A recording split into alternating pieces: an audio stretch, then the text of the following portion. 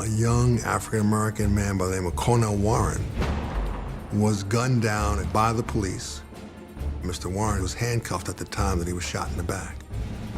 I was working for the Inquirer then, did a major series of investigations about police brutality and exposed that case and dozens of others.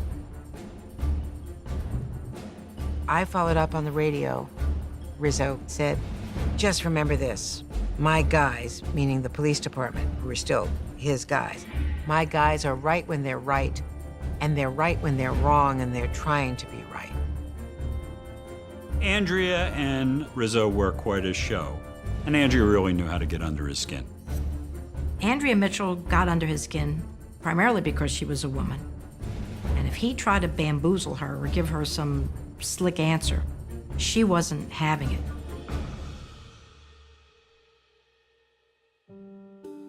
Women always had to push harder because there were no mentors and no role models for us. And we didn't have women bosses. Across the city, women are barred from management positions. At the police department, they're not allowed to work above the level of juvenile aide. With no women on the beat, sexual harassment is rampant. When they stopped me, I said, oh, geez, thank God. Oh, I'm so glad. This man was following me and I was so scared. And he was so... I said, get out the car.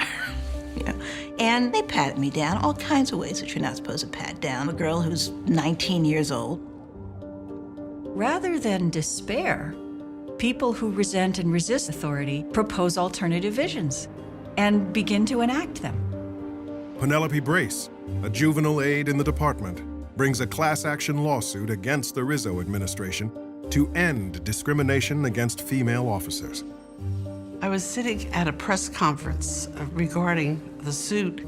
Frank ambled over to me, put his arm around my shoulder and said, Lillian, what's a nice Italian girl like you doing getting involved in these things? And I said, Frank, what do you mean these things? I said, women want equal opportunity and equal pay. It's only fair. We won the case.